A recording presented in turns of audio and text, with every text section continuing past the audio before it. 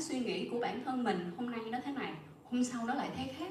Mặc dù mình không có cố ý rằng là đánh lừa người khác hay thay đổi cái gì hết, nhưng mà bản thân mình còn không control được cái đó, thì nói tất cả nó đều là vô thường hết.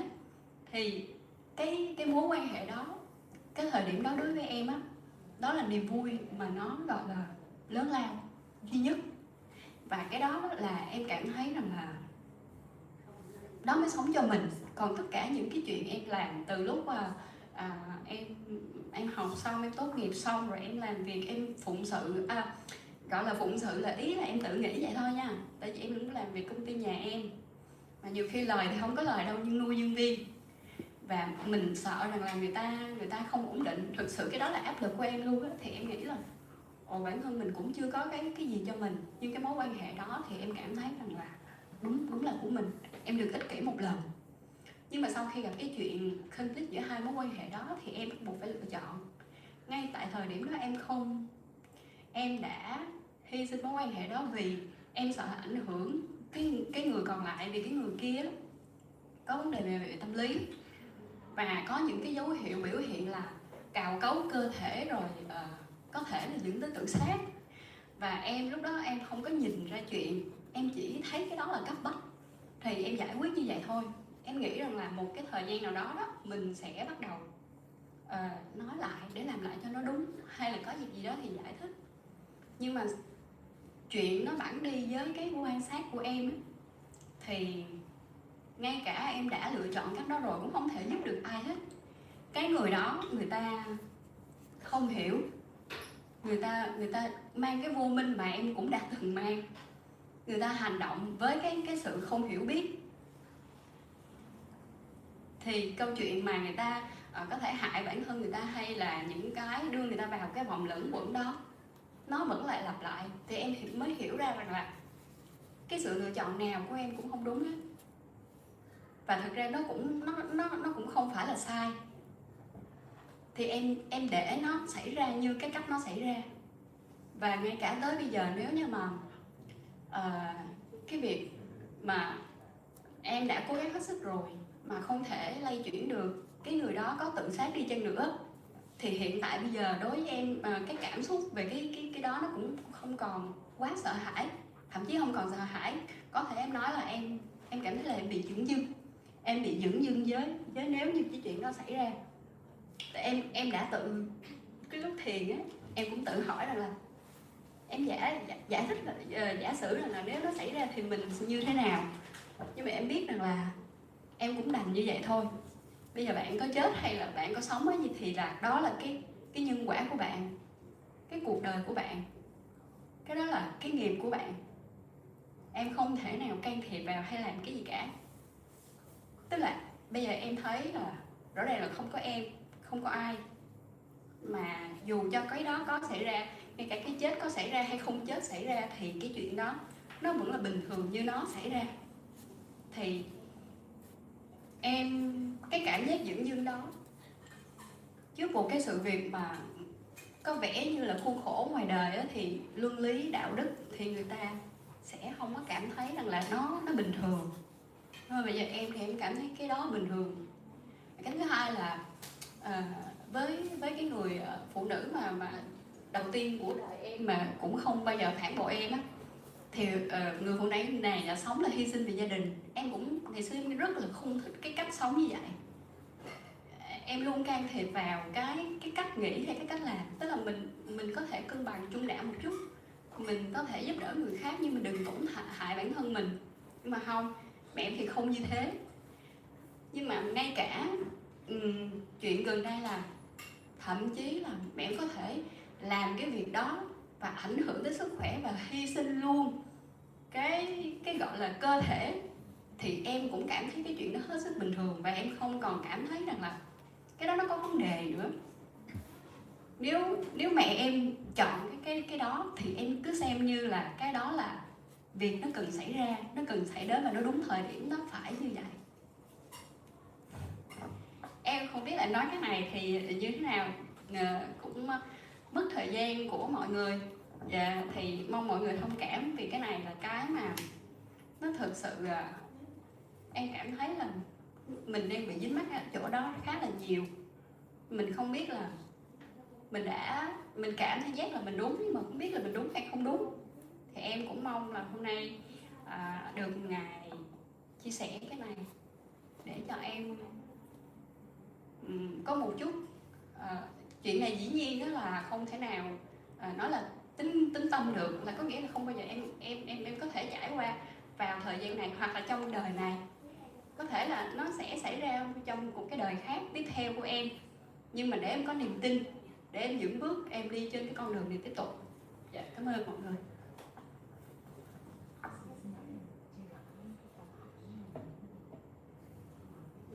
Cái sự thấy trọn vẹn đối với một việc mà hay là một sự việc, hay là một cái tác ở đời, hay là không phải cái tác ở đời, bất kỳ cái chuyện gì, thì khi mà mình tác đến mình cái đó, hay mình quyết định, hay mình lựa chọn, mình đưa ra giải pháp gì đó, cũng đều phải cân đong đo đếm, mình xem nó như thế này thế kia, thì em nghĩ sử dụng là trí thông minh của mình. Nhưng mà em đúng, em cảm thấy có một cái thứ mình không cần phải suy nghĩ gì hết, nó giống như nó hồn nhiên. Giống như em, chị hỏi em một câu, lập tức em có thể nói ra câu đó là đúng, nhưng mà em không cần phải suy nghĩ gì hết, nó ở đâu đó. Còn em phải suy nghĩ nhiều rồi em cân đong đo đếm thì có khi sai. Nó là một giữa hai cái ranh giới đó.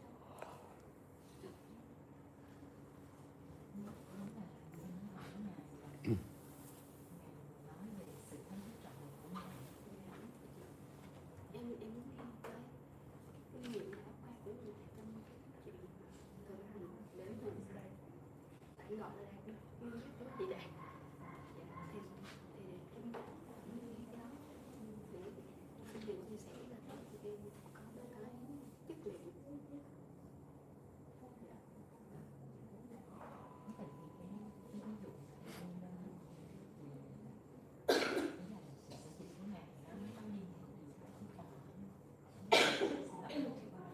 Dạ, tại vì khi mà mình thấy không trọn vẹn, em nhận ra cái lúc đầu mà em xử lý vấn đề là do không thấy biết không trọn vẹn của em, cho nên em mới đưa ra chọn lựa giữa cái này và cái kia.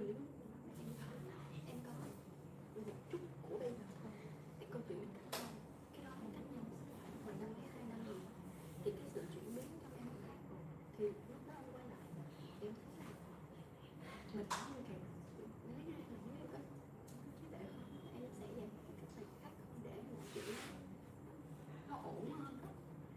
Như vậy.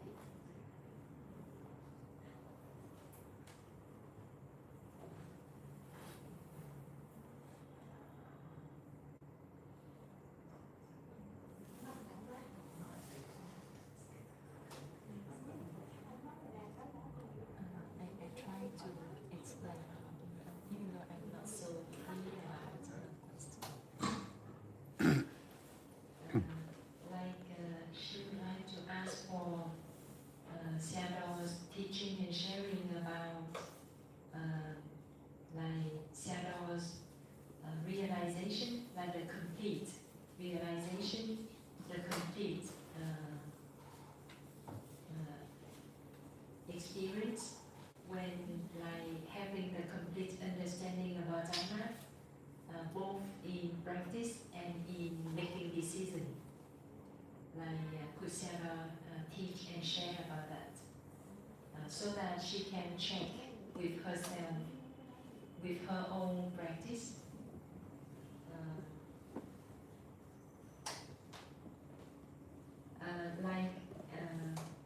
Because sometimes she thinks that she has the ability to practice like that. So she would like to ask in order to check with her own practice. She described one example, like in the past, with her past understanding,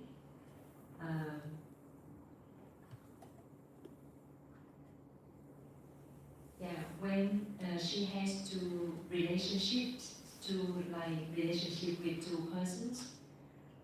One is with a person that she really feel happy to stay with, and another one is a person who has the mental problem, and there is like she has to choose. And at that time, she decided to sacrifice her own happiness in order to do good deeds for the other persons, the person with the mental health problem. But after that, she realized that it is not the right decision to make, because that person, because every person have their own understanding, their own karma. So after that, she feels that she has more stability in the mind in making decisions. So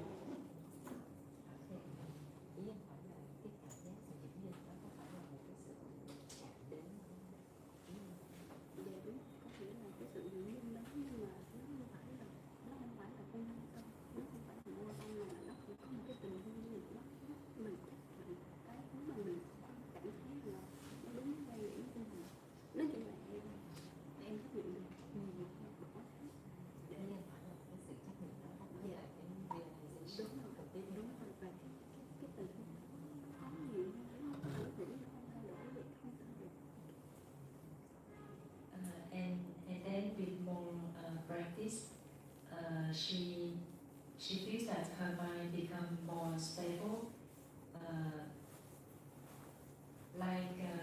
She is not worried or fearful anymore about the situation of that person. It does not mean that she doesn't have loving kindness.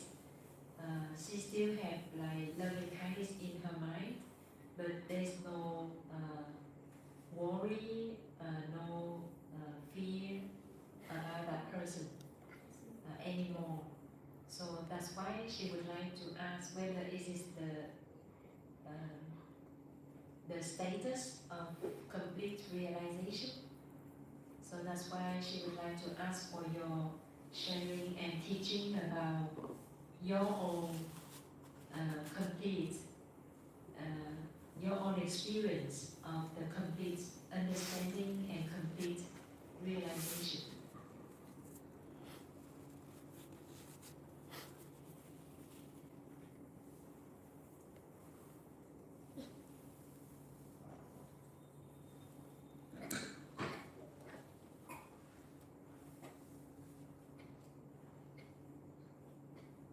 Are you practicing meditation regularly? Thường xuyên. Dạ có, thì buổi sáng thì em thường thiền khoảng 2 tiếng, thì ít hơn. Buổi chiều em cũng thiền khoảng 2 tiếng. Buổi đêm thì có khi nào em thuận thì em cũng sẽ thiền. Yes, December every morning. She practiced 2 hours, that day 2 hours.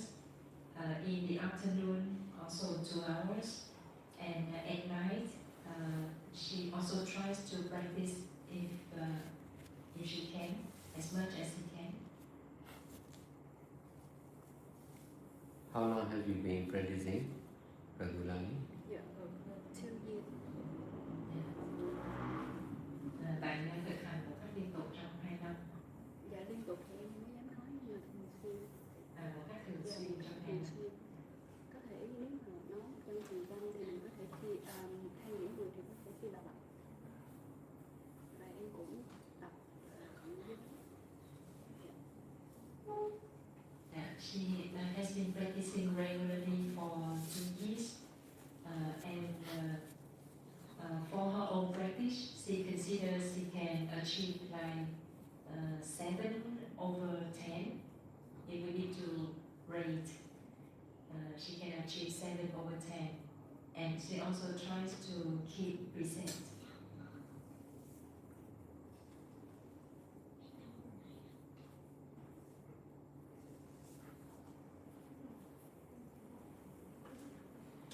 long did you practice by yourself or in the retreat? Bạn thực hành tự mình thực hành hay là tham gia phát hiện?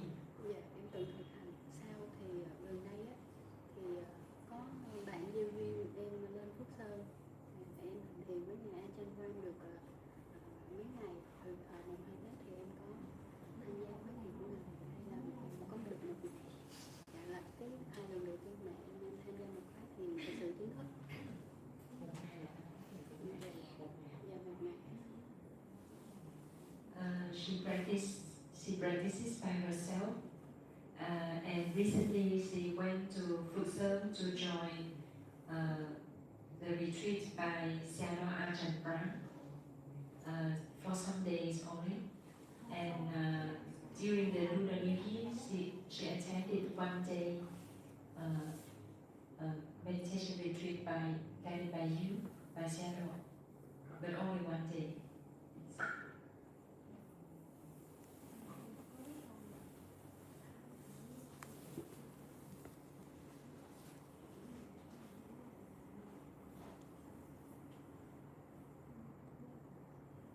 Well, what is your job?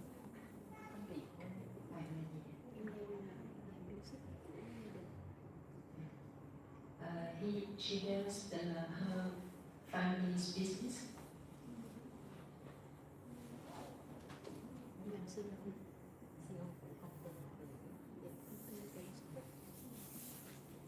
She's the CEO of her family business about logistics.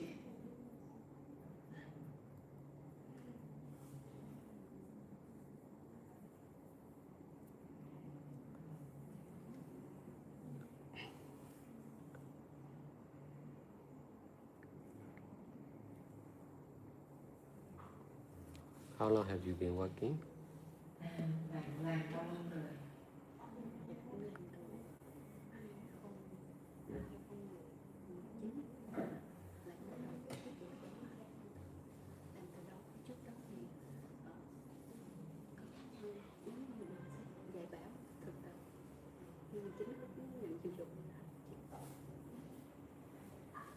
She officially started to be the CEO of the company in 2019.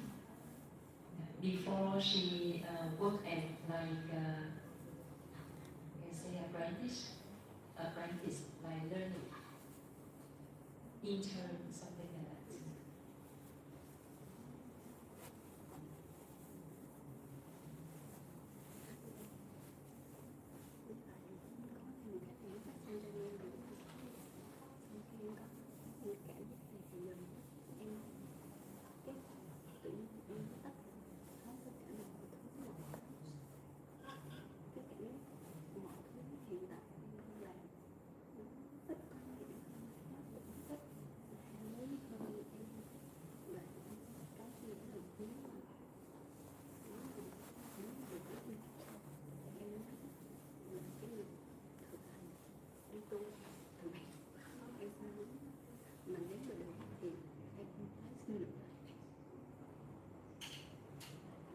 And there's one more point that since she has such understanding about the practice, she tends to want to be far away from everything. She finds that the things has less meaning. She has less desire, and she wishes that if there is the future life, she wants to be able to practice, or even do not have the future life anymore. That is her wish.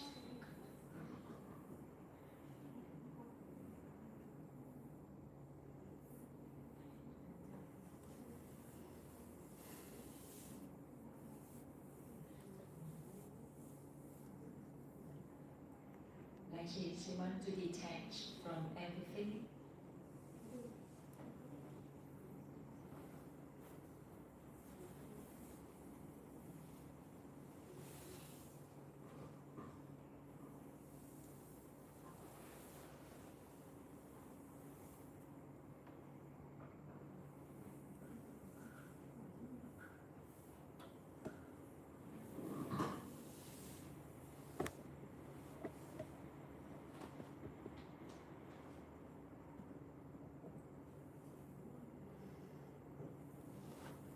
How old are you now?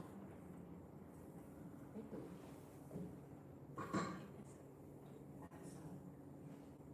36.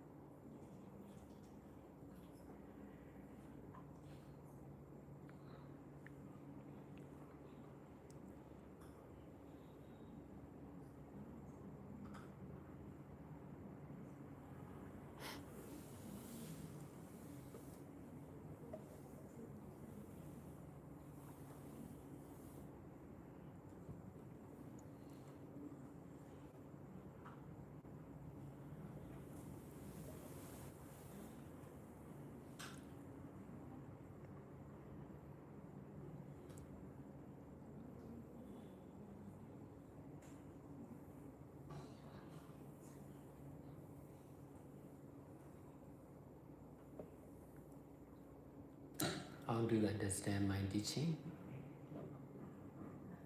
Bạn hiểu như thế nào về lời dạy của Ngài?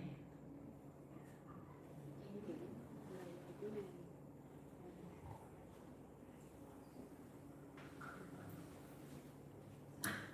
Dạ. Qua những cái buổi mà Ngài giảng pháp ở ngày mùng 2 trong khóa thiền, ngay cả những cái câu hỏi mà mặc dù em không có mặt liên tục, tại vì cũng phải đến rồi đi để giải quyết công việc, mà khi em quay lại thì tất cả những cái lời dạy của Ngài đều là đúng là chánh pháp của đạo Phật. Nó chỉ là từng mức độ đối với câu hỏi và đối với người hỏi thôi, chứ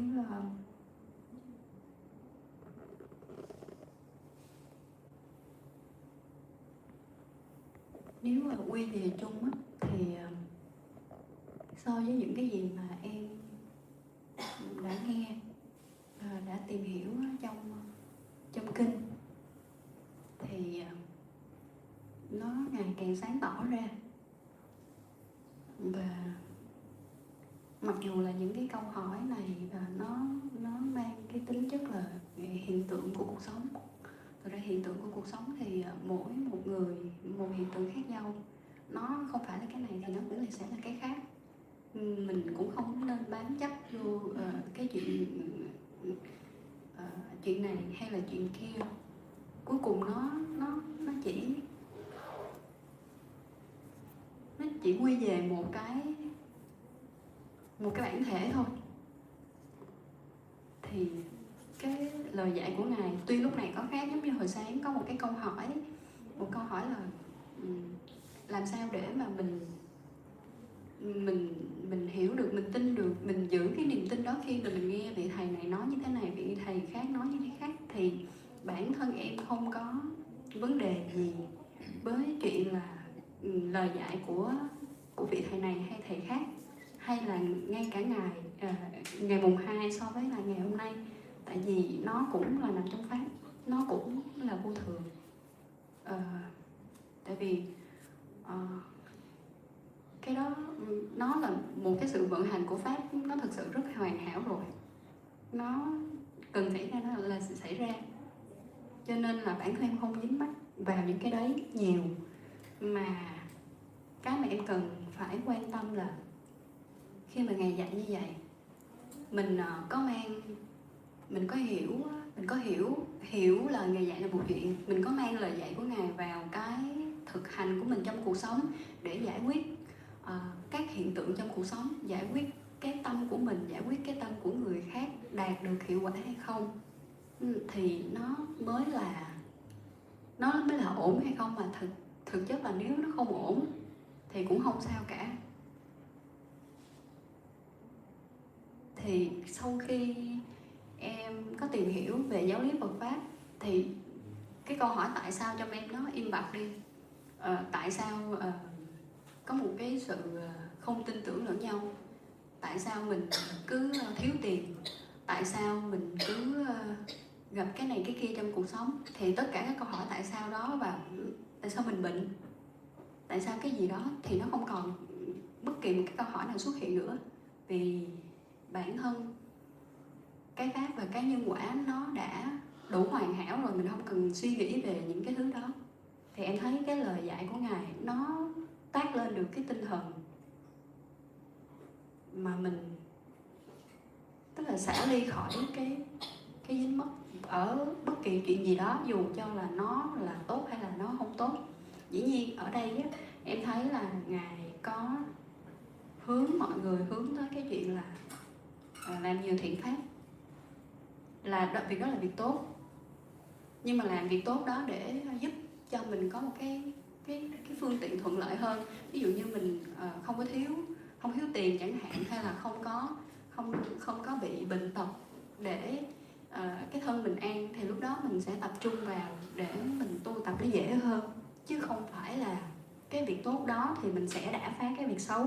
Thì theo em hiểu là như vậy, tức là kể cả tốt hay là kể cả xấu, khi mà mình đã hướng tới cái tốt rồi thì bản thân cái tốt nó cũng không khác gì cái xấu.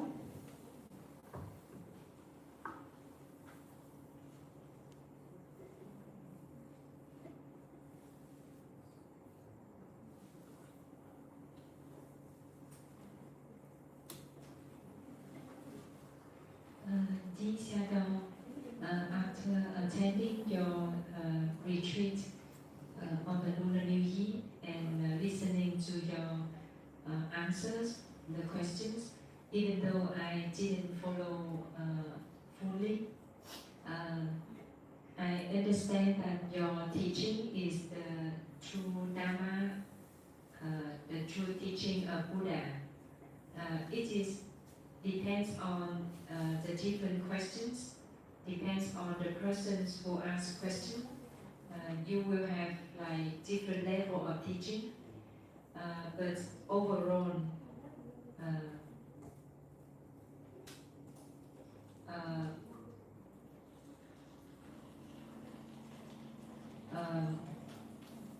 it is the same as my understanding about Buddha's teaching. And I also realized that the different questions are from different situation of life, and different people will have different situations of life. So even though they are different, but the core is just the same. And for example, this morning, there's one question asking about the meditation master, like how to have the right belief when this teacher may teach differently from that teacher. This teaching may be different from that teaching. I myself do not have that problem. Even though your teaching today and all the Lunar New Year's teaching are different, but I find it's normal. I understand that it is changing, and so it is complete. So I do not have any attachment. And I also understand that what is more important is we should try to apply your teaching in our daily life in order to solve our own problem and also to solve the problems in the minds of other people. And even though we cannot solve, it is still okay, it's still no problem. So when I study more about Buddha's teaching, I understand that there will be no more questions about why. In the past, I used to ask why I did not have money, why I was sick. But by studying Buddha's teaching, the why question disappeared. I know that this is just the Dharma or just the cause and effect, and it is complete by itself. So Sayadaw teaching is about detachment from all the attachment, whether it's good or not good. And you also teach us to do good deed. It is good to do good deed. And we do good deed in order to be better, not to reject the bad, not to reject the mistakes, or not to reject the bad signs. And whether it's good or not good is just the same. So that's my understanding about Sayadaw's teaching.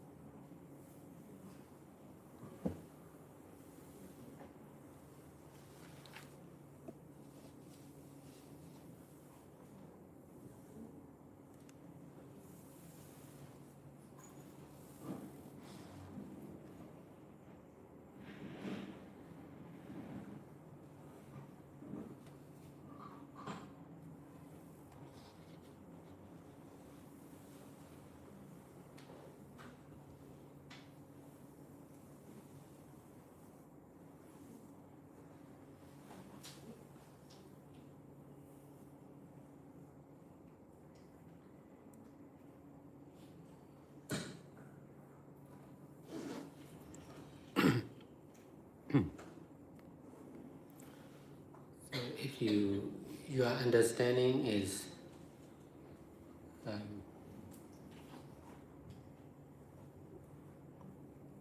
right enough to continue the practice, the more you practice, the more you can understand.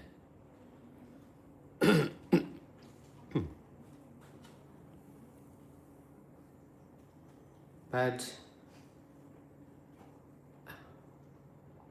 understanding is more easy than practice. If you are difficult to practice, your understanding will not complete.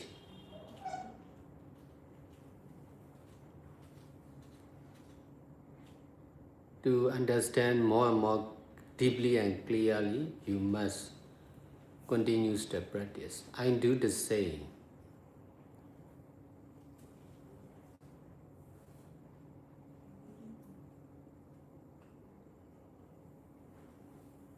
There are many meditators who are practicing meditation, but they don't understand my teaching.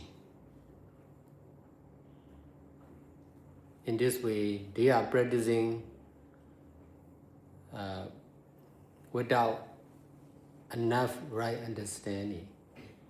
In this way, their practice is not complete.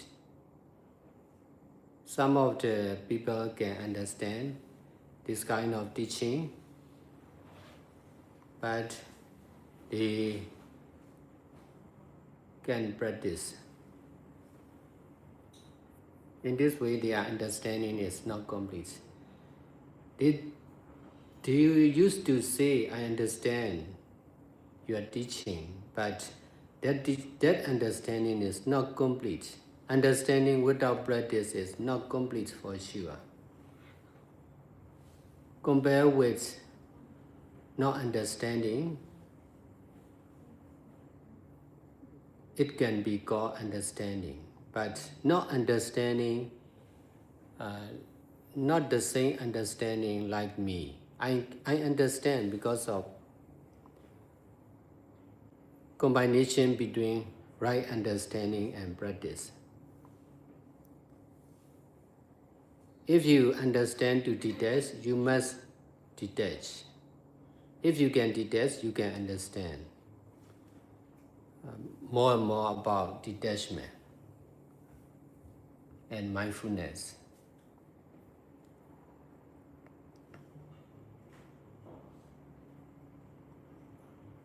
Mindfulness is the cause of detachment. Detachment is also the cause of mindfulness. But if we reject detachment, we are wrong. If we reject mindfulness, it is also wrong. Both of mindfulness and detachment are important to understand and practice.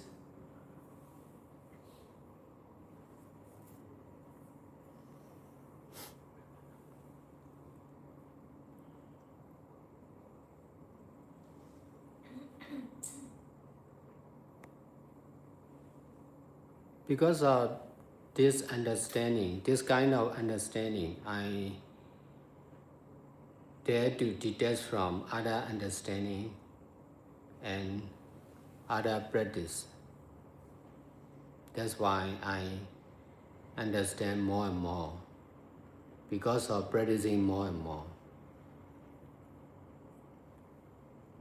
This kind of understanding and practice are beyond the limit of the traditional meditators. That's why it is difficult to understand and practice.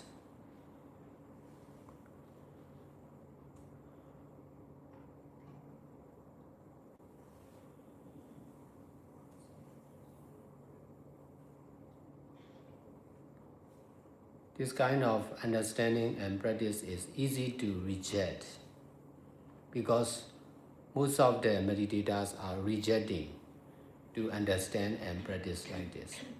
They will accept mindfulness, but they will not accept detachment.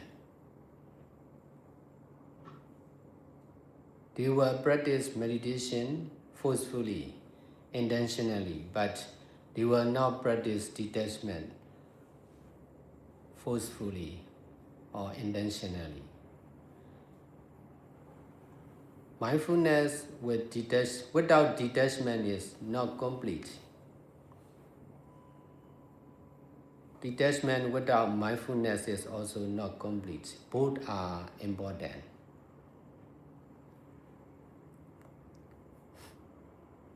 But mindfulness is easy, detachment is not easy.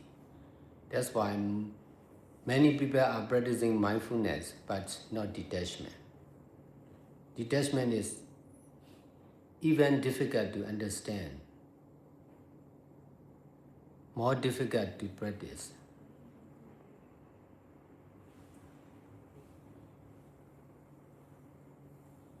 Because of not teaching traditionally,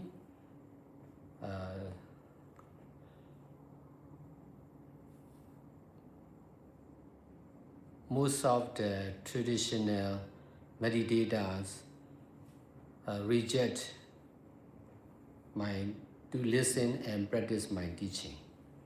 When I teach traditionally, they accept and practice. But when I started to change my teaching, changing only the works, not the method, not the practice, but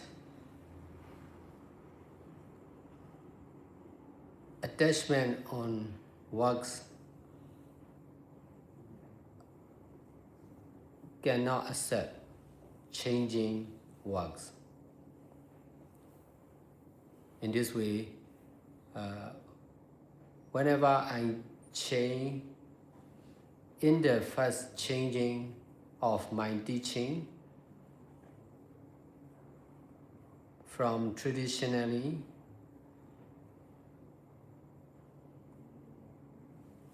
to beyond tradition, most of the traditional meditators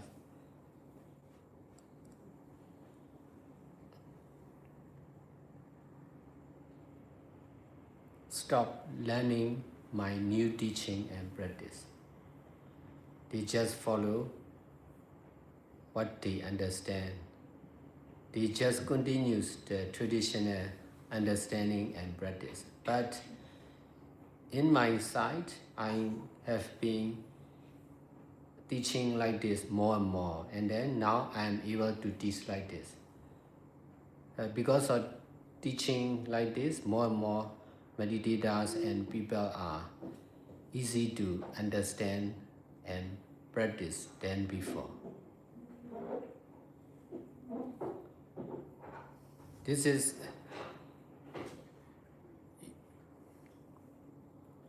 using the changing in the best way. If there is no changing, I must teach traditionally. I must practice and teach traditionally till now. In this way, most of the new generation will not be interested in meditation.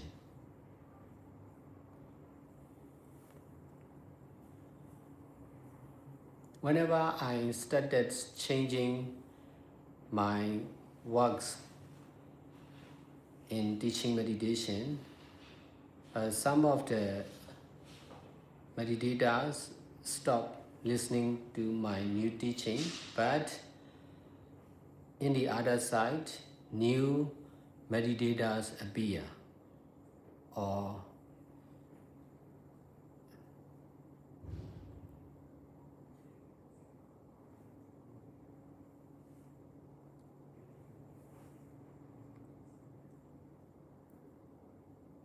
some of the old meditators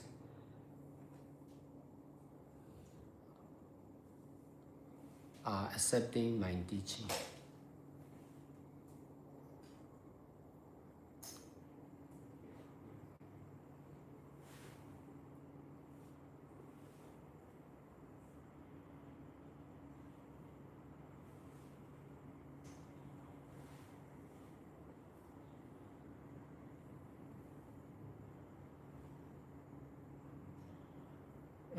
In this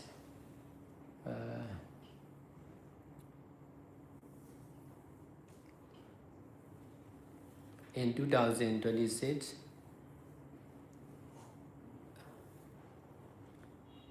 teaching meditation in Vietnam, I already answer many questions. I already explain a lot to many questioners.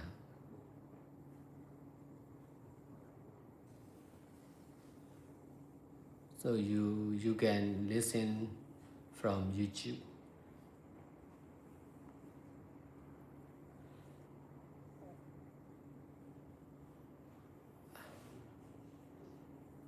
But in my understanding, you need time to practice more. If not, you are difficult to understand deeply about my explanation.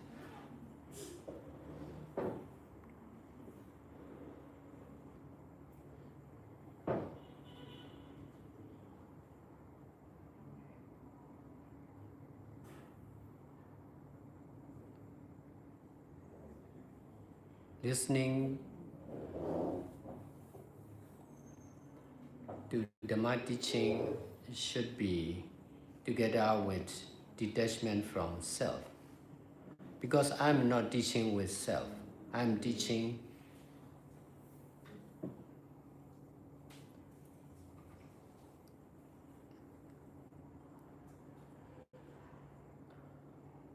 with detachment from self. That's why if you are attaching on self, you are difficult to understand. The truth is not self. But if we are thinking, what is the truth? That is, this thinking itself is wrong because we don't want to know about non-self. We want to know only about self. There is limit in the question.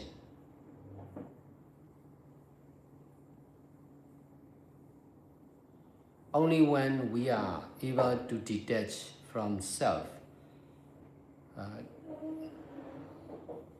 we can ask freely and we can understand and practice freely or limitlessly.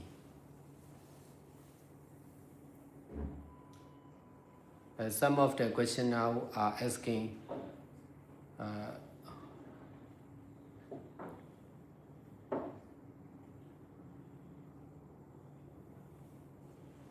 how to get enlightenment.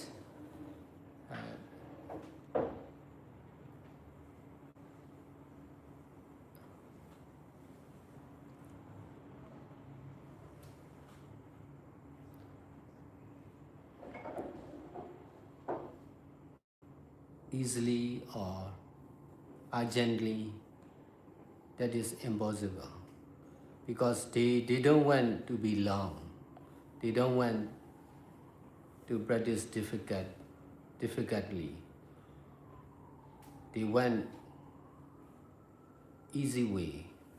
They want shortcut. So that is because of attachment on limit, they are difficult to understand and get success. Only when they are able to detach from their limit, they are easy to understand and practice.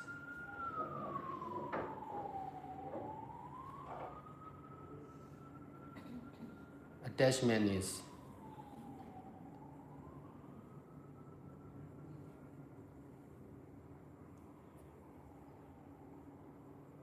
the cause of problems, difficulties.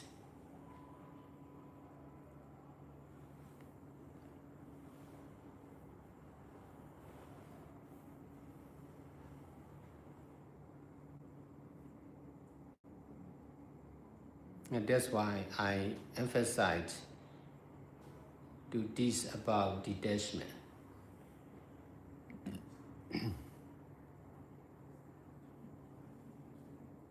So you also need to detach from yourself, from your job, from your understanding.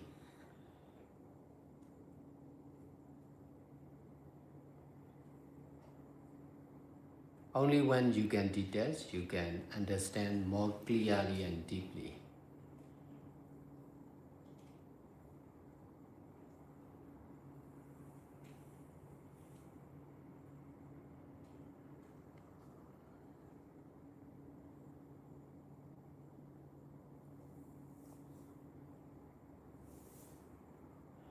In order to detach from yourself, you must try to fully believe in me or Buddha, Dhamma, and Sangha. If not, you will not get success in detachment. You are sure to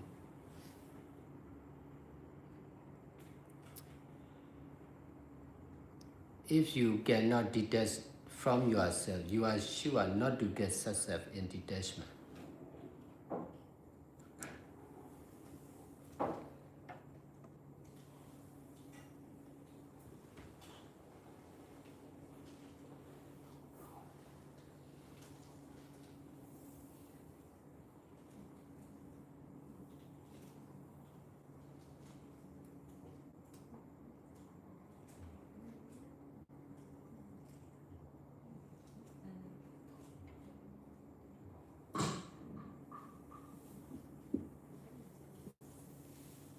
Cái hiểu của bạn thì đủ đúng đắn để bạn có thể tiếp tục thực hành. Và khi bạn càng thực hành thì bạn sẽ càng hiểu nhiều hơn.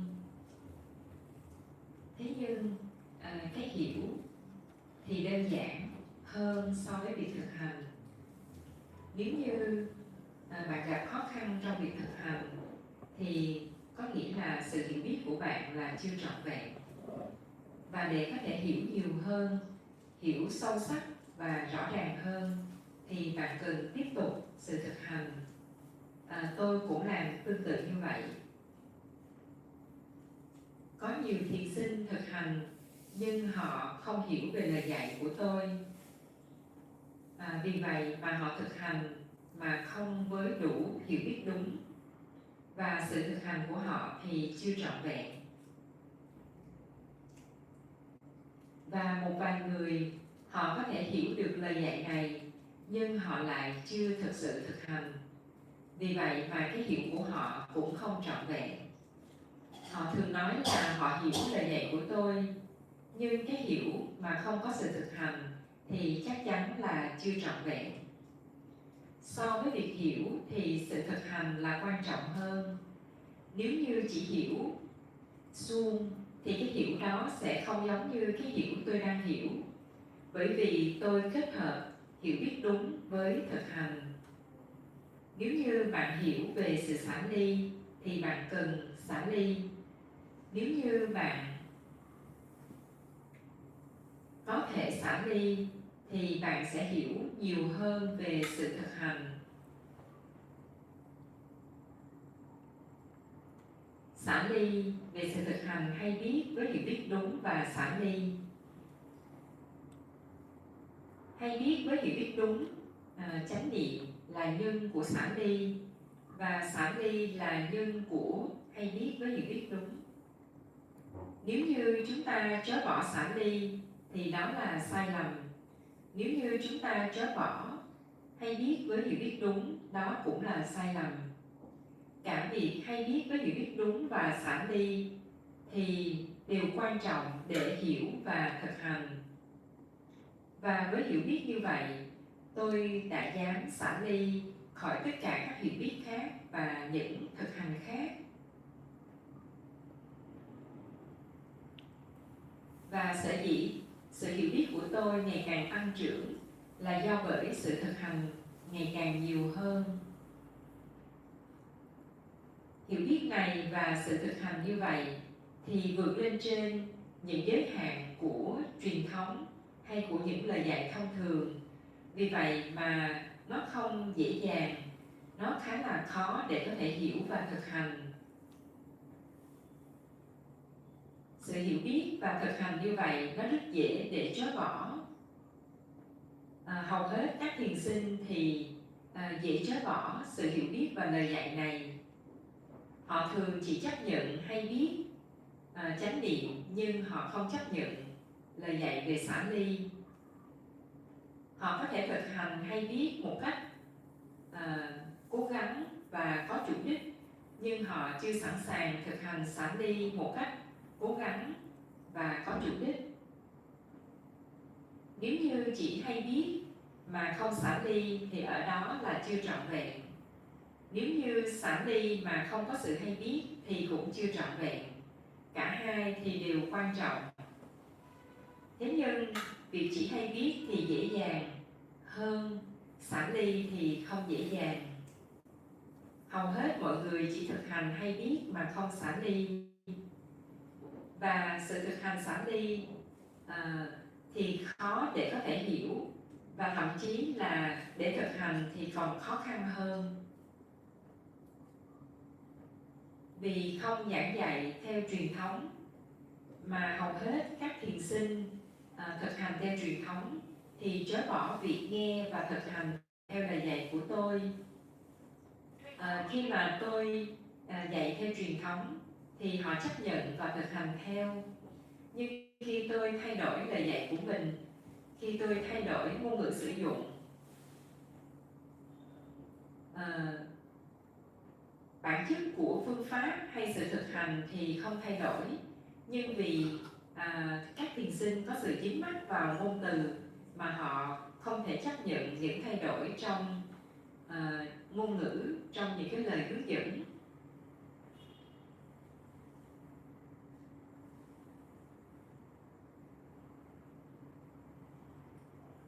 Vì vậy mà khi tôi thay đổi lời dạy của mình từ lời dạy truyền thống sang lời dạy vượt lên trên truyền thống, thì hầu hết các thiền sinh thực hành theo truyền thống, họ dần học theo lời dạy của tôi và dần thực hành theo lời dạy mới của tôi. Họ chỉ làm theo những gì họ hiểu, họ chỉ làm theo sự hiểu biết và sự thực hành theo truyền thống. Và với tôi thì tôi giảng dạy giống như vậy, một cách liên tục và ngày càng nhiều hơn. Chính vì thế mà tôi có năng lực giảng dạy giống như vậy ngày càng nhiều hơn. Và vì tôi giảng dạy như vậy ngày càng nhiều hơn, mà ngày càng có nhiều người cảm thấy dễ dàng hơn trong việc thực hành lời dạy như vậy so với trước đây.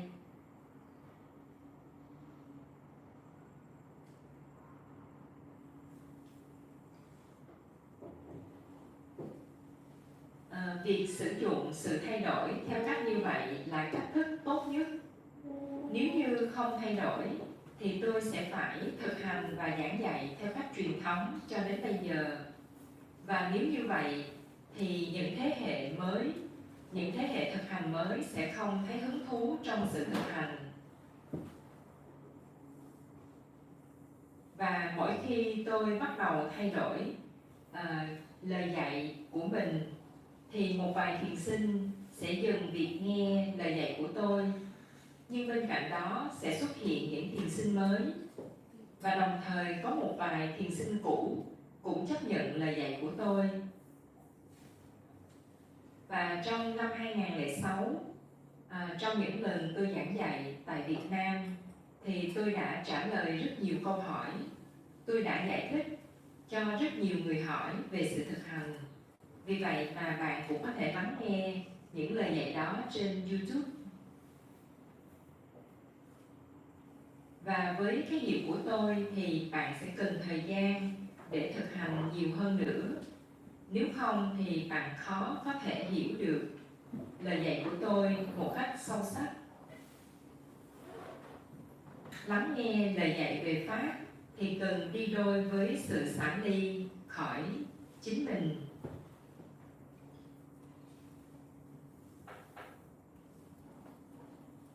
Vì tôi không dạy với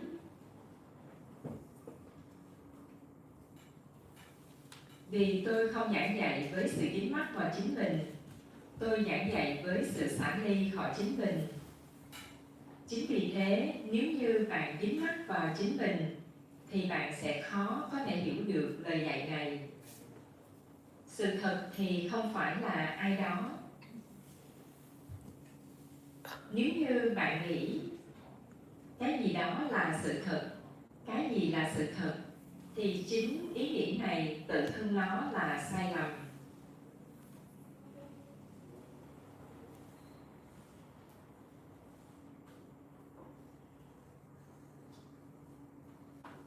Nếu như chúng ta không muốn biết về không có ai đó, và chúng ta chỉ muốn biết về chính mình, thì ở đó, trong câu hỏi đó có sự giới hạn. Chỉ khi bạn thực hành xả ly khỏi chính mình thì bạn sẽ có năng lực hỏi một cách tự do, và bạn cũng sẽ có năng lực hiểu và thực hành một cách tự do, một cách không giới hạn. Một vài người hỏi về việc làm thế nào để có được sự giác ngộ một cách dễ dàng và nhanh chóng. Đó là điều không thể, bởi vì họ không sẵn sàng dành thời gian dài hạn cho sự thực hành. Họ không muốn thực hành với khó khăn, họ chỉ muốn sự dễ dàng, họ chỉ muốn đi đường tắt. Vì dính mắc vào sự dễ dàng